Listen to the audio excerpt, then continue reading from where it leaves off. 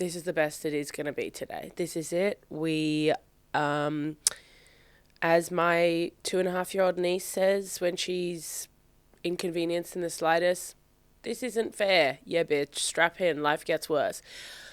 I'm impressed with myself that I even put on a hard bra today. I'm wearing pajamas. That's it's the king's birthday. These are all things that are utterly irrelevant, none of you care about, but does it factor into the closing and opening hours of businesses? Does it factor into the quality of what you will receive today? Does it maybe consider, maybe you factor that in when you go out because you're like, is there a surcharge? Will listening to this episode incur an emotional, sexual, psychological surcharge to your day? Yeah. And does anything that I just said make sense? No. But it is setting a tone for the entire episode because I just spent the better part of 25 minutes on Wikipedia just Googling twins. And I'm going to say this. It's going to be a dry episode. It's going to be a bland episode. Because I was really looking forward to deep diving into twins. Turns out they're about as interesting as one child just twice, just squared. And I don't really know how math works, so I don't know what squared means exactly. Is one twin to the, is two twins to the power, is one person to the power of two twin? Let's just get into it. Breathe in. Welcome to What the Fuchs with Jess Fuchs. Now breathe out. And scream. Because here's what's pissed Jess off this week. Now, a quick update on my week before we dive into twins, because I am going to have to buffer for time. And just so you know, I did do an in situ. I have a primary source of twins, my sister, who is preg with twin at the Mo. Okay, and yes, I did shorten all those words. Preg, pregnant, with twins. At the moment, okay? I do have that 8-minute boots on the ground, journalistic integrity through the roof interview with her coming up soon. So hold on to that. Me trying to do plugs like you're not going to stay around my own podcast. Hey, click it. Sub out at any point. But there are two things that happen in my week which I've got to talk about, and I have to air the grievance, because you know when something happens with a friend that you're like, oh, you're the friend I would complain to or tell this story to, and then you can't really. It's like when the friend that you always yap to about everyone else pisses you off, and you're like, well, who the fuck am I supposed to air the grievance to? Like, do you make up a fake friend? And they're like, I've never heard this person. You're like, just go with it, because I have to talk about you to you. So I went to a party. Now, I'm trying to disguise the details of said event so that, well, no. Let's backtrack. Nothing that I'm going to say is offensive. What are you doing? Just say the thing. Okay. So I went to a birthday, and at this birthday, I know one of the girls very well, and I went because it was her friend. Now I'm 1 degree, I'm 2 degrees away from my regular circle. Now, my regular circle of people, we're loud, we interrupt the fuck out of each other. My regular friends, our communication style, I would say, is we're interrupters. Okay? Not interrupters like we're trying to break the internet, we don't give a shit about interrupting the world. We interrupt each other. That's why we focus our attention to. So if I'm 2 sentences in, someone's interrupted twice, and we're bantering, and it takes us a good 45 minutes to get to the point of anything. But hey, that's how we communicate, and I love it. That is what I'm used to. That's what I want. You'll excuse me when I say I was shook to my core when I went to a brunch with a group of people. I could only describe their communication style as listeners, and I hated that. At one point, I spoke for so long because no one stopped me that I stopped saying things that mattered, because I'm speechless at the fact that there are groups who are listeners. I can't imagine it's interesting. And yeah, 3/4 of the people there were lawyers. So it also felt like, are you listening to listen, or are you listening to build your case? Because you're trying to get information about whatever I'm saying to then decimate me. And this is why I am suspicious of listeners. I know everyone, listen more than you talk. I don't know about that. I want friends and loved ones who talk more than they listen. It makes me less self-conscious and less worried that I'm going to stick my foot in it, because if you're cutting me off, you're only really getting a half of what I'm shit talking about. And that is much more suited to me and my style of just existing. And I sat at this brunch, and it took me a little bit to calibrate because I didn't know anyone there except for my main girl and whatever. So I kind of knew what I was doing there, but also not at all in the way that I don't communicate like these people. And at one point, I heard myself talking, but I couldn't stop it because I was like, I don't even know where the handbrake is. I never usually have to use this. Usually it's the people around me. We're simultaneously pulling each other's handbrakes. Yank, yank, yank. Not in this space. I had to self-eject. That is not okay. I'm not practiced at shutting up. I'm practiced at, you have something funny to say? Jump in. Get in here, girl. We're all in the pool. The water's warm. But instead, we're all in our individual pockets. God, while I was so happy to be there, it was a struggle for me in communication, and one that I hope to not repeat for some time, because it took me a minute to I was wobbling through, and then I go, oh, they're all listening. I hate that. Now I have to actually think about what I say. I hate that. More than anything else, I hate that I have to now think that what I say has meaning. Because I like nothing more than talking with no meaning, as you all are aware. So I just, in that moment, I really became hyper appreciative of my friends not shutting the fuck up. And some of us, sometimes you're kind of like, God damn, all these people won't shut the fuck up. Just hold your loud friends tight today, okay? The long and the short of all of this is, when you are an interrupter thrown into the world of a listener, it's a hard hit down on each rung of the ladder as you realize you need to shut the fuck up. And it was a day passed pleasantly, but my friend, she is let's call her a semi-interrupter who is now transitioning into a listener, just because of who she's dating and who she's around, which I love. I think that's great to level up, but I don't think I'm capable of it, and I don't think it's within my wheelhouse, and I don't think it's in my interest pile. If I had to say what my hobbies were, it is interrupting. I love interrupting, and I'm good at it. That's the other fact here, is some people aren't good at an interruption. I've never interrupted in a poor manner. I've never interrupted and it's been for the worse. I have great interruption abilities. I have great interruption timing. And I think I associate with people who similarly interrupt. The only time you're going to find that I don't interrupt is when I myself am talking like this. And even then, most of the time I interrupt myself. It's always hard being amongst someone else's friends because some people just go mute, which I respect. I wish I had that skill set. I don't. And I will still be myself because unfortunately that is just a reality as I've grown and matured, realizing like that is just inescapable for me. And why fight it when this is just it? So you're just going to have to kind of be it.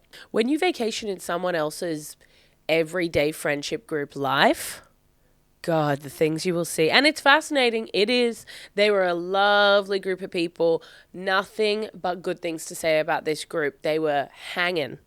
But I don't really associate frequently with like lawyers and intellectuals who are listening. And that is a really hard thing to adapt to when you are just not one of those girls. So that was the start of the week. I had that listeners brunch and it shook me to my core. And then my friend was telling me that she went and got Reiki recently. And I thought, I'm feeling off balance. And it could be because I was weirdly listened to for 2 hours, or it could be because I didn't get interrupted for 2 hours, or it could just be a general vibe reset needing to be done. So I thought, fuck it, let's go. This friend is not someone who does much hokey pokey stuff or like kind of non-traditional stuff often. I don't think she'd ever go to a psychic or do things like that. So when she said she did Reiki, I thought, I trust you in some ways with this assessment that it was really good. Like, she's not woohoo at all. So I thought, okay, maybe. And maybe I am being offensive calling Reiki woohoo because I don't even know what it is yet. So the way this white woman in one of the richest suburbs in Sydney did this Reiki felt woohoo. But I want to say forgive me, Father, on the King's birthday for what I have said. I am most likely wrong and offensive. So, Reiki, according to AI, is a Japanese healing technique based on the belief that practitioners can channel universal life energy to promote healing. It's a gentle, hands-on therapy that aims to enhance the body's natural healing ability and promote overall well-being. Reiki is not a cure-all, but some people find it helpful for reducing stress, anxiety, and pain. Now, can channel universal life energy to promote healing. Do I believe in majority of the words in that sentence? Hard to say yes. However, going to Reiki and believing it is effective is as kind of questionable as me not believing in anything in an afterlife, that you just die and rot in the ground, yet still going to a psychic for a hefty fee. So do my own beliefs and then my actions align? Absolutely not. But then again, which of ours does? I don't know that many of us say that we believe a certain thing or we have a moral or ethical compass and then we act 100% in line with that.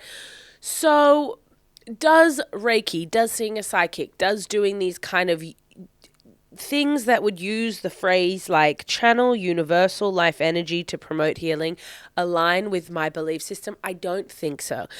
But at this rate in my life, it is a mixture of so boring and needing a big dose of healing, in quotes, that I am kind of willing to try anything except proven things like, I don't know, eating healthy, exercising, going to therapy regularly, not sabotaging myself, all of those things. So until the day that I can change those main things, I'm just going to kind of keep buffering and using and spending money I shouldn't on things that have no scientific proof that they work. So now this woman, as I said to you, the Reiki master, what was her name? Margot. Margot. Say that how you will, because I don't think I said it right. But I want to say that what kind of kept me cracking up from the get-go was, one, it's in a very wealthy suburb of Sydney. So the fact that she's doing, I want to say witchcraft, but again, I don't know that that's fair to say. I don't know let's call what Margaret did witchcraft, how she operationalized her Reiki. Because she was a fascinating woman from the get-go. One, she shows up and as I'm walking into the building looking for her little office, and she goes, "Oh, okay, are you Philly?" And I said, "Philly?" She's like, "Sorry, Taylor." I said, "My name's Jess. Who's Philly and Taylor?" And she goes, sorry. Like the most chaotic energy you've ever seen in a woman in your life. Sorry. I texted the wrong person. I said, "Okay, well, I'm a couple minutes early anyway." And she's like, "Okay." And I was like, "Do you have a key to the bathroom?" She's like, "Yes, I need to go as well." So then we go to the bathroom at the same time together. I do a wee, get up and leave. And she spends another 7 minutes in that bathroom. Yeah, she was pooing. What are you going to do? I mean, she was cleansing the universal channel, healing her body through universal cleansing channel to feel the cleanse of the channel of the healing universal. Okay, that's what she had to do in there, and I didn't judge her, but I did think it was funny that she was 7 minutes late. And then at the end of the session kind of made it feel like it was my fault for overstaying my welcome, despite the fact that she was 7 minutes late doing a poo and now she only had 14 minutes to go and get her lunch. I was like, that sounds like you should have, I feel like you should channel the universe to understand the kind of time frame there. So then I sit down and she makes me take my shoes off. Of course, take the shoes off. Then I lay on a bed in the center of the room, like a massage table bed kind of thing. And she puts some pillows up like underneath my legs. And then she doesn't really, like I said, maybe all of 35 words. And my friend had a great experience with her because she felt she was quite accurate asking questions and making assumptions, but also isn't any con artist good at reading your body language. Is it fair play to look at a woman, and especially a woman who carries her weight on her stomach, and ask if you have any problems with your uterus and anything with your reproductive health? That's not such a huge stab for me to then go, yeah, I've got PCOS, polycystic ovarian. Like, do you know what I mean? It's like, okay, are you really making huge? Have you found that you are stressed? I feel that your chakra has stress. I'm a modern woman, a modern privileged woman. Of course I have stress. Of course I have stress. You have stress. It took you 7 minutes to poo before a session. We all have stress. Okay? So she asks a couple generic questions. I give generic answers, which is my way to try to trick them up. Even though I've paid them for their services, I still am in the game of trying to catch them out in a lie. I mean, what am I, an undercover cop? Am I wearing a wire? I mean, she felt me up and patted me down, so she knew I wasn't. So she puts a bunch of crystals all over my body, on my forehead, around my shoulders, near my ears, on my stomach, on my puss, on my legs, you name it. Crystals were in and around an orifice and a flat surface and a round surface rolling off. And then she kind of like, I don't know if she had something in her hand or her mouth or something, but then she had me close my eyes and I could hear like that kind of sound. However, it sounded like metal was clanging together. So I don't know if she had like metal balls in her hand and was like rolling them around, or if she had something in her mouth. And then she proceeded to speak in very hushed tones and whispers. But I want to say that for the first 15 minutes, it was quiet to the point where I thought, are you just on your phone, just like texting or whatever? Because she had this like beyond manic energy when I first walked in. And then she kept kind of making a few little comments about clearing this and clearing that. Now, she did at one point, before having me close my eyes during that kind of initial consultation portion, stand beside my bed in a way that I had to crane my neck with a crystal underneath it, like a hexagonal shaped crystal underneath my neck. So, hey, I'm already uncomfortable. I'm now craning my neck slightly and putting my eyes to the far left to see her, because she said every time I tried to like sit up to see her while she was talking, she said, please lay down. Okay. But then she's moving her hands to be like trying to demonstrate various, I guess, visual elements to what she is saying. And at one point she starts, and for those of you not watching, I will try to describe it after, but she starts putting her hand in a circle shape and fisting through, talking about rebirth and anxiety and coming through.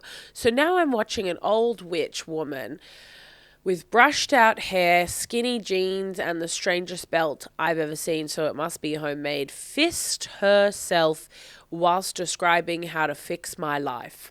You can then imagine how annoyed I am that I have to hand over cash. By the end of it, what I don't know with some of these practices, and I spoke to my friend at the end who was like, do you feel any differently? Like, I always feel so tired and exhausted and all these words afterwards that make you think, yeah, okay, I've spent my money wisely. But my thing is, I lay flat on my back on an uncomfortable surface in a winter's day with a heater on in a long sleeve top with her speaking tongues and crystals around me pushing on pressure points.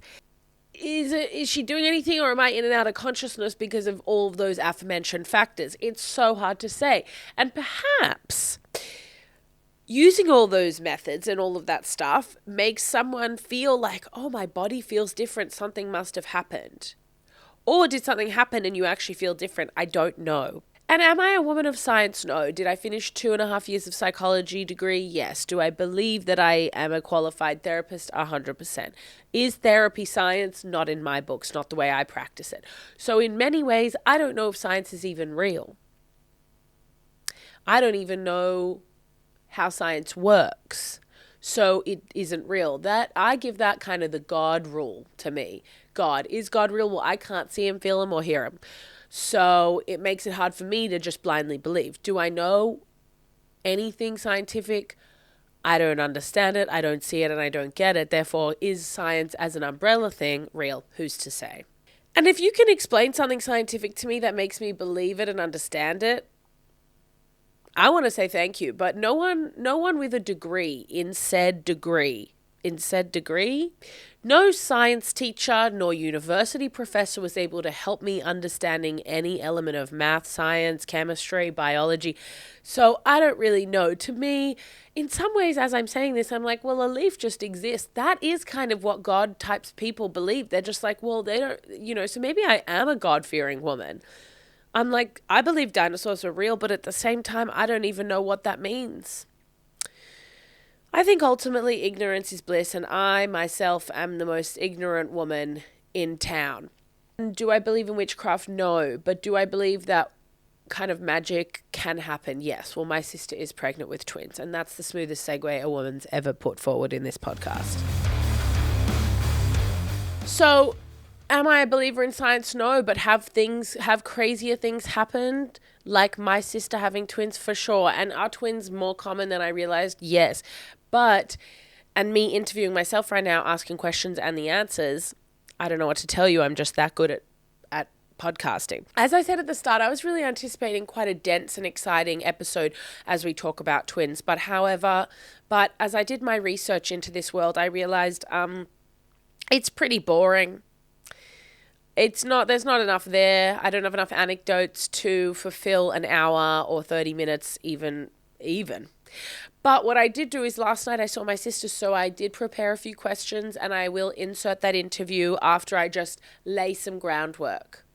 So twins, I'm going to say most people know what that is, but I will read the Wikipedia just in case we have a couple people who have never heard the word twins before. I want to factor in everybody who might be listening. And God gives the dumbest audience to the dumbest podcasters, as they say. God doesn't give, the toughest jobs to the fiercest warriors. Apply that saying to what I said before, and you can do some of your own work today because it is technically a public holiday and I'm filming this on, so I shouldn't be working. Twins are two offspring produced by the same pregnancy. Twins can be either, and I can't read this word, monozygote, I think I did a good job, meaning that they develop from one zygote.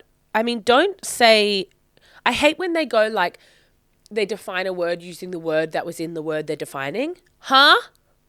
Okay, meaning that they develop from one zygote, which splits and forms two embryos, or dizygote, non-identical or fraternal, meaning that each twin develops from a separate egg and each egg is fertilized by its own sperm cell. The problem is when there gets to be so many words in a sentence that, yes, I know them technically, like on an individual level, I know what an egg is and I know what a fertilized means and twin, and I know that these words on an individual basis, I understand them, and I could use the word fertilize, like you should fertilize the lawn. But when you put them in places like egg and fertilize are very rarely together, so then when you start fucking with me by putting all these words in one space, I start going, and why is the word egg 7 times in this sentence? I must not understand the word egg at this point. So I read myself into a place of stupidity. Since identical twins develop from one zygote, they will share the same sex, while fraternal twins may or may not. And don't use double may or may not. Like, what? In very rare cases, fraternal or semi-identical twins can have the same mother and different fathers. Now, that's the only shit that I locked into in that Wikipedia page, and that we will be reading. But I want to tell you a little bit about my sister's situation, and then we're going to read about every single kind of twin that is available, because there are some fucked up ones that you can get. Also, for those of you walking around being like, I'm not a twin. You know what that makes you? A singleton. I fucking loved that.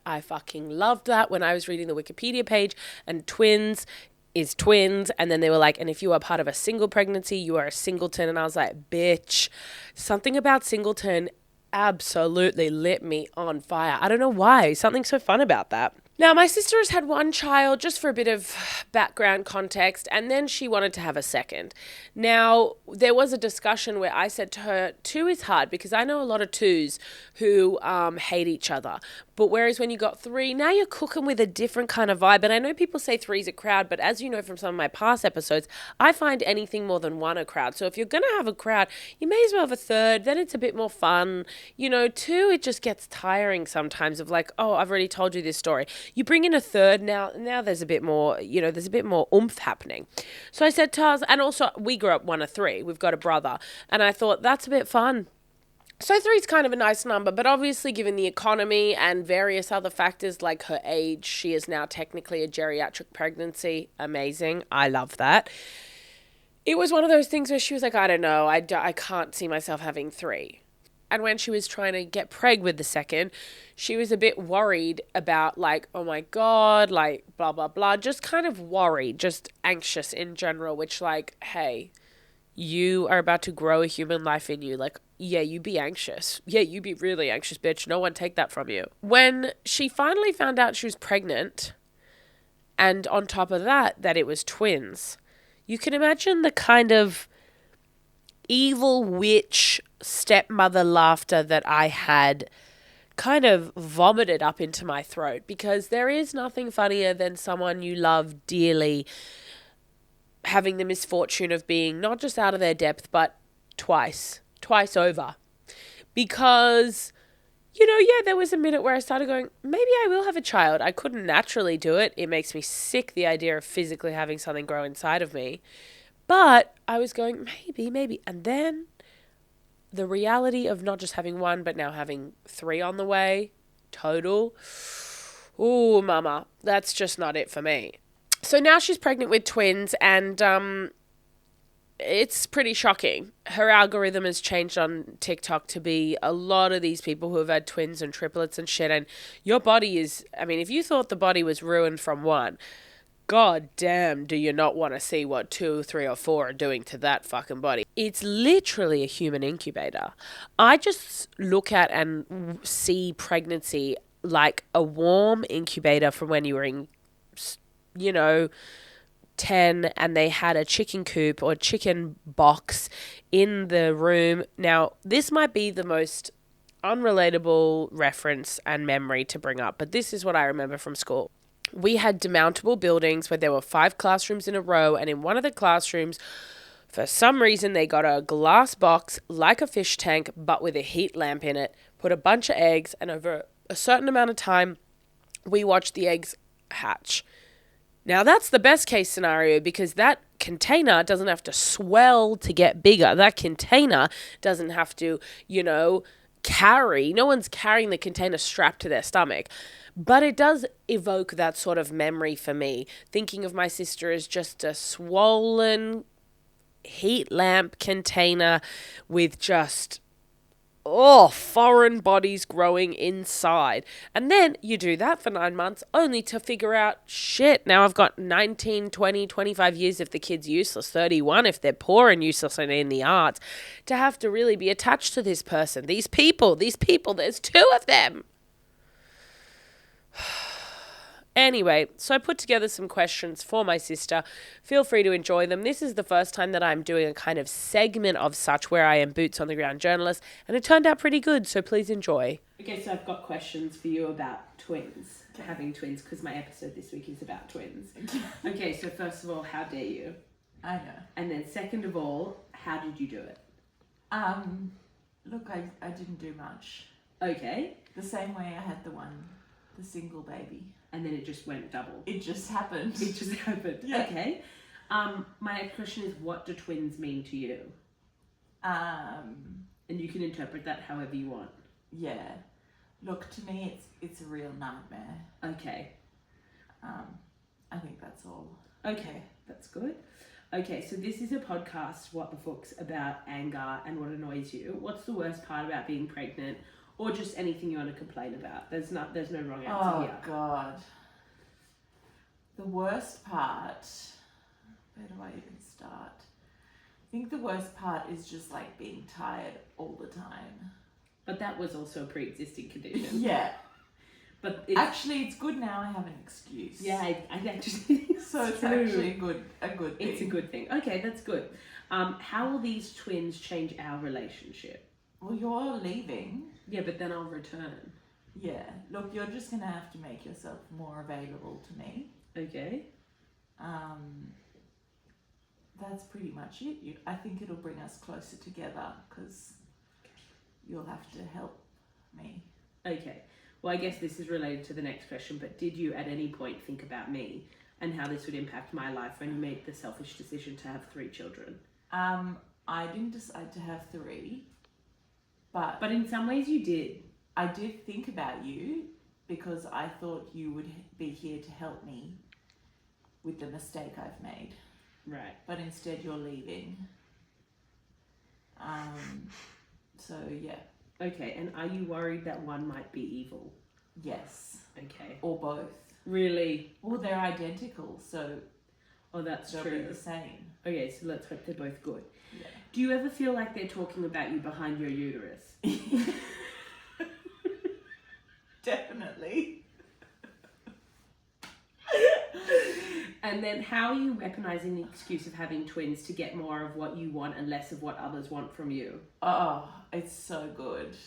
But how are you doing that? Do you just pretend to be tired? I pretend to be really tired and sick and fat. Okay. Like really uncomfortable. Oh, that's even good. when I'm Pretending not. to be uncomfortable is a good one. Yeah, and then I tell my colleagues how hard it is. Oh. And then they feel sorry for me. That's nice. But I don't really. Some people don't want people to feel sorry for them, but you don't mind it. No, I don't mind it. I quite like it. And now my final thing I'd like to do is a series of true or false twins editions questions. Okay. Keep in mind, I've just used ChatGPT to build these, so I haven't fact-checked them. So you could be right if you say the wrong thing. Okay. So you just say true or false. Identical twins have identical fingerprints. False. Yeah, you're right. They have nearly identical DNA, but fingerprints are shaped by environmental factors in the womb. Yeah. Twins can have different dads. I guess technically, yeah. True. Yeah. It's rare, but it's called heteropaternal doesn't matter. 2 eggs, 2 dads, same cycle. Yeah. Wow, that's an active woman. Fraternal twins are more common than identical twins. Oh, that, I don't know. True? Yeah, fraternal Oh, twins God. are about twice as common globally. Which ones are you having? Identical. Oh yeah, true. Wait, fraternal twins are more common? Yeah, because the identicals are the weird ones. Yeah. So they're more rare. Yeah, they are. No weird. offense, I know. girls, but a twin can be born days, even weeks after their sibling. No. It says true. No. In very rare cases. In very rare cases, one twin is born prematurely and doctors delay the second birth to give the remaining baby more time. You don't believe it? No, I'm sure. Well, this is ChatGPT. Might have happened on Grey's Anatomy. Okay. The likelihood of having fraternal twins increases with maternal age. Yeah, You that's should know true. this as a geriatric. How True. Rude. Women over 35 are more likely to release more than 1 egg per cycle. True. But you didn't. Mine was yours one is just egg. 1 egg. The egg just split. It's beautiful. Yeah. The 1988 movie Twins, starring Arnold Schwarzenegger and Danny DeVito, came out in 1992. True. Listen to the question. The 1988 movie Twins. It's terrible. Did you get that? Yeah. I'm like, how dumb are you? Paying no It's attention. pregnancy brain. Yeah. It was released in 1988. The concept alone just has a science paper. I don't know why they wrote that. That's so sneaky. of Isn't you that to good? put that question in. Well, it was the computers. They're taking over. You can only be an identical twin if you're the same sex. Yeah, true. True, identical twins come from one fertilized egg splitting, so they are always the same sex. Unless there's a genetic anomaly. I don't really know what that means. We're on a home stretch. 3 questions left. Okay. All cultures valued twins the same way. False. Yeah. In some cultures, twins are celebrated, while in others, they've historically been feared or stigmatized. I think in I'm our house, scared. we're scared. In my culture, In my culture, they're feared and stigmatized. Yeah. Vanishing twin syndrome is when one twin absorbs the other in the womb. Yeah. Yeah. True. It's a real condition where one embryo stops developing and is absorbed, often without the parent knowing. But does that mean then... Maybe there's a chance. No, I think yours are too... I think they're too developed. They're too well established. Yeah, agreed. And final question, Mary Kate and Ashley Olsen are identical twins. True.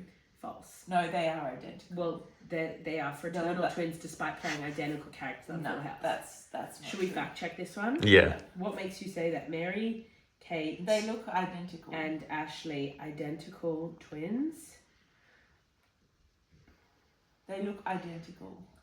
Are Mary Kate? They are fraternal twins. No, they're not. That's wrong. The internet saying this. Well, it's wrong. I think I think Business Insider knows better than you. They should get tested because I bet you they're identical. Well, how can you? I think that they would know. No, This says every internet search is saying non-identical. they're wrong. Thanks for coming on the podcast. Thanks for having me. Now, to kind of close out the twin segment, I again thought it would be a bit more meaty. I'm going to be away for the first couple months of the twins' lives outside of the body, outside of the incubator.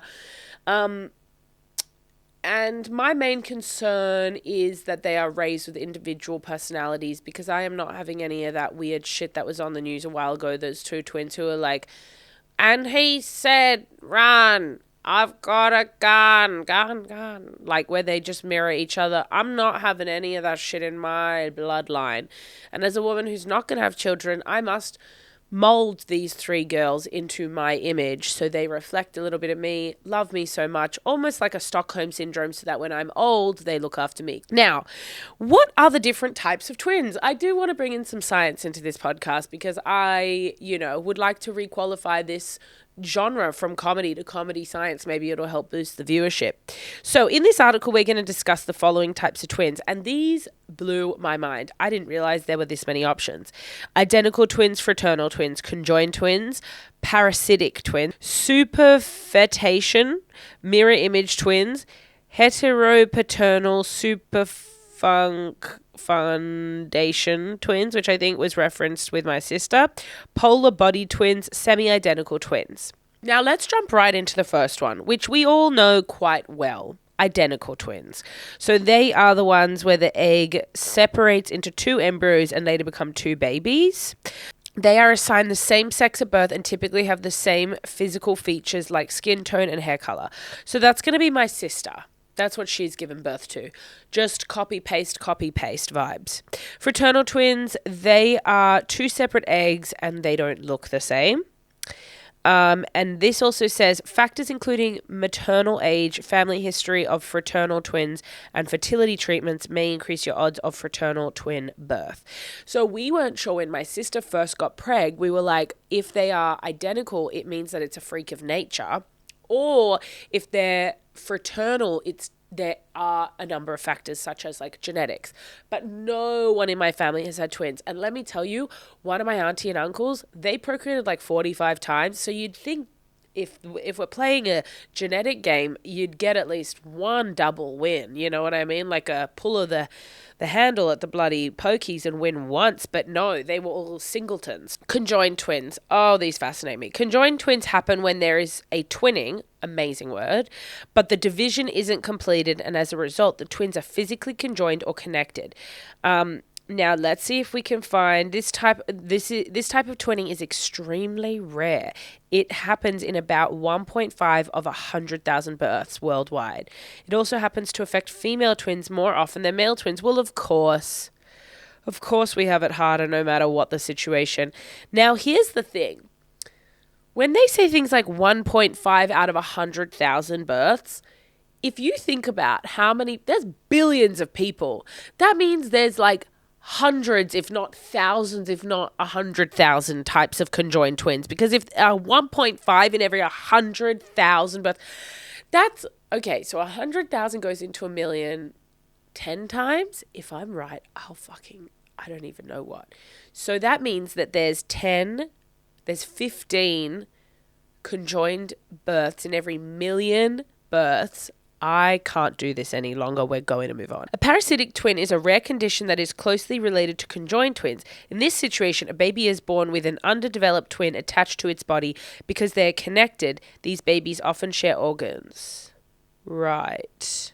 I don't really know what this is, but I love the word. Superfetation. Now, I'm definitely not saying this right. So superfetation occurs when a person is already pregnant and still ovulates, resulting in a twin.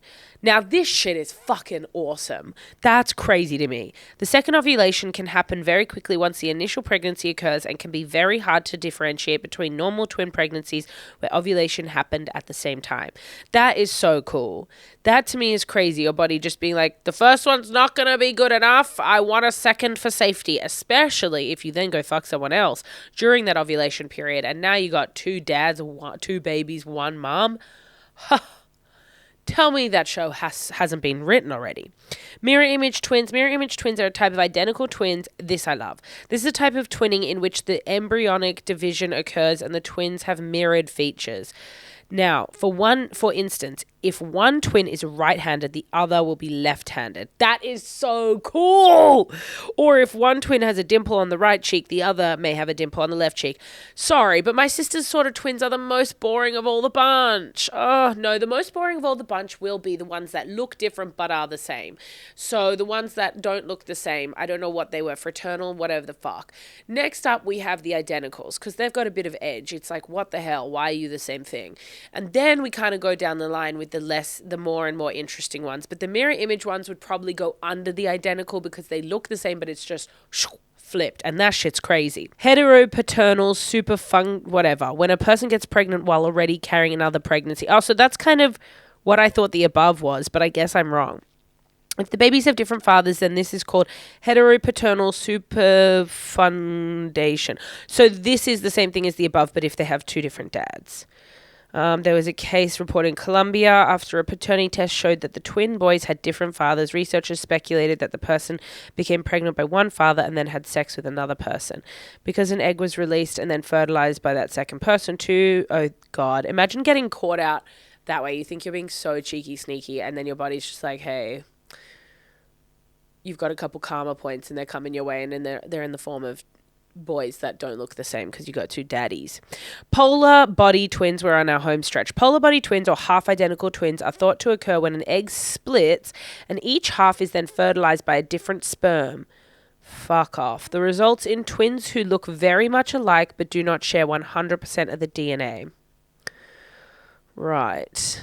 Oh, okay. Right now, the concept of polar body twins is primarily a theory. There is no documented reports having occurred thus far. Well, then it's not real, as you know how I feel about God and science. Semi-identical twins. In 2006, a new type of twinning was discovered. So isn't it nice to know that we don't know everything about this world yet? You know, we used to think it was flat Earth. Now we know it's pear-shaped. Semi-identical twinning. In a report published in a journal, Who Cares?, researchers indicate that they discovered a set of twins that had characteristics of both fraternal twins and identical twins. In other words, they were identical on the mother's side, but only shared half of their father's genes. Right. Well, that one took the wind out of my sails, that last one. Anyway, I don't know if any of you out there have twins, no twins, are a twin. Feel free to reach out with any twin-related advice. But that is my sister's situation, and by extension, as you can see, my situation. Am I looking forward to it? No, I'm leaving the country for the first 3 months of these girls' lives because I thought I can't do it. I didn't have sex, therefore why should I suffer the consequences? If I had sex, maybe I'm happy to, stomach the situation, but I'm out. I'm tapping out. I'm the mother to Frankie told people in the shop I'm going home with my mums, pointed at me and my sister. So now my sister and I look so similar. It's like, are we a couple that wanted to date each other because we look alike? Are you sisters? She's confusing the people, and she doesn't have the diction yet to explain her misstepping. So now me and my sister are trying to a stranger explain that we aren't her mums, but we're sisters, but we are her mums because I take the role of a mother very seriously. I think I mothered the same way father's father. Now, the last thing I'll say, I don't think there's anything else to discuss with twins. I'm ready to take these glasses off, rip the bra off, and get right back into bed, and that's what the king would be doing today on his birthday. What do you think the king does for his birthday? That's a great question, and also a question I don't care about the answer for. So, my last show, I've plugged it previously. I will remind you one more time. If you're in Sydney, if you know someone in Sydney, please God, I have plenty of tickets up for grabs June 21st at the Comedy Store. It is my final show in Sydney before I travel. If you're in the UK, I will be doing shows there soon. Not individual shows. I'll be doing at the Comedy Store and stuff like that in the UK. The show on the 21st, if you use the discount code Fuchs123, I think you get $10 off, so you can use that. Bring as many people as you want. It's really interactive if you haven't seen it. If you have, come back because it's really interactive. Otherwise, feel free to message me about anything twin-related or Reiki-related or being part of a listening / interrupting friend group. Those are really the topics we covered today. Until next time, over and out.